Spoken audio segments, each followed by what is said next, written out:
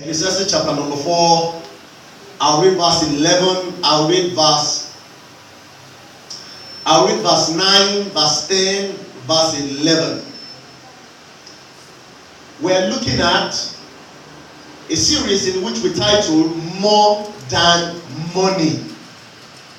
That means we are looking at things that are much more valuable than money. Money is good. Please don't get me right. But listen, ladies and gentlemen, there are some certain things that are much more valuable than money.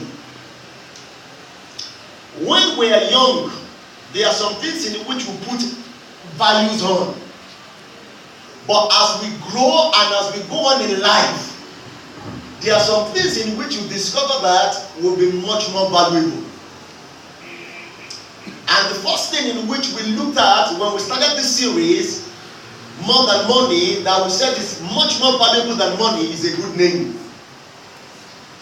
And last week, we started looking at the second thing in which we said is much more valuable than money, and that is our spouses.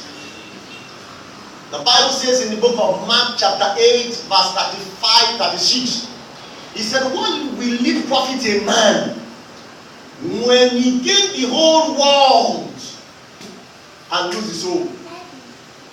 So that means a man can gain the whole world but lose his soul. That shows that our soul is much more valuable than money. I will get there as time goes on. Ecclesiastes chapter number 4, verse 9. The Bible says, two are better than one. Two better than one. How? In strength, in intellect, in decision, in power. Two will always be better than one, because they have a good reward for their labor. Verse 10 tells us one of the reasons why two is better than one. He said, for if they fall, the one will be able to lift up his fellow. But woe to him that is alone, when he falleth, for he hath not another to help him up. Look at the word help. That's why God wants to bless you. Send a man into your life. He sent a good woman into your life. And if the devil wants to mess up a man or mess a woman up, he sent also a man into his life. Set up a woman into his life that mess up his plan, mess up his agenda, mess up his ministry. I'm sure you don't want to be like John Wesley. John Wesley, the founder of Methodist today, had a wife called Polly. From the accounts in which we read, it was discovered that John Wesley will be preaching on the pulpit and Polly will be at the back and be telling everybody what he's saying is wrong. What he's saying is not true. Don't listen to him. But you know what? Thank God that man has a real call. He has a call that was well defined. Listen, ladies and gentlemen. It was said that when at home, John has a long hair. When they get home from history, church history, that Polly will pick the hair and be pulling it around like this. And say, you, I will frustrate you. Listen, ladies and gentlemen. That's why, especially, my burden has been out to young people, young men, young women, that I will pray you into the will of God maritally. Once you miss it in marriage, you are finished. But once you get it right, listen, ladies and gentlemen, you are complete. And that's why the Bible says, Genesis chapter 1, Genesis chapter 2, God creating all. There's only one thing in which when he created, he said it was not good. Genesis 2:18. He said, it is not good for man to be alone. And I said last week, when God sees a problem, what he wants to do is to actually get a solution to it. And last week we began to look at women.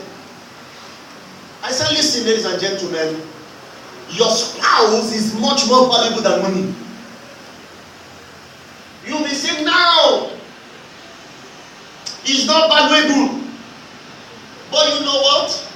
You will understand the value when the children grow up and they go to their different homes. Then you will know that you understand the importance of the company. Is somebody following me this morning? I have seen what loneliness can do to a man. I have seen what loneliness can do to a woman. It can make you to lose all your composures. And at the end of the day, you are all men to be beaten. Samson was anointed. Samson was graced. But you know what? You can imagine he has somebody beside him like Deborah. What we are talking about him would not what we're talking about. They will not have put him to start grinding meals and they remove his two eyes. Somebody who had a ministry that was worldwide now became a jester. He said, do a play for us and let's see. There was a man in which his head was shaved off. You can imagine he woke up one day and he said, where's the power? The power was no more there. Listen, ladies and gentlemen, assuming he has a good wife, it would have been a stabilizing effect for him. Listen, ladies and gentlemen, the Bible says two are better than one. Our spouses stands as a stabilizing effect for us. Oh, listen, ladies and gentlemen. Ow! Shandera balahita lagadishte yabalaha. Neke baba shata bada bara shata shabala gada gada shisha. Ma brada bashata gada balahata gada balahita. Thank you, Lord Jesus. You know what I hear? Better times, better place.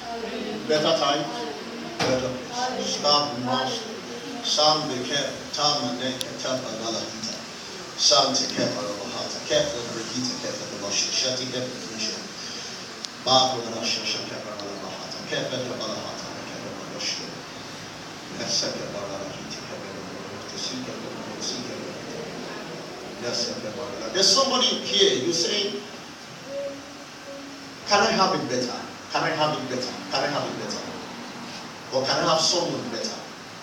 Looking at how, looking at where, looking at what I have been through. God asked me to tell you this morning that He will surprise you. Amen. That will surprise you. He will surprise you. He will surprise you. He will surprise you. Hallelujah. Hallelujah. Hallelujah. Hallelujah. Well, I said our spouse serve as a stabilizing effect for us. A great stabilizing effect in our lives. Many times, especially now, we may not see the essence why we need to value our spouse. But as time goes on and you walk on in life, listen, ladies and gentlemen, you will begin to see the reason why you need to value them. You will discover that there will be some things in which money cannot be able to buy.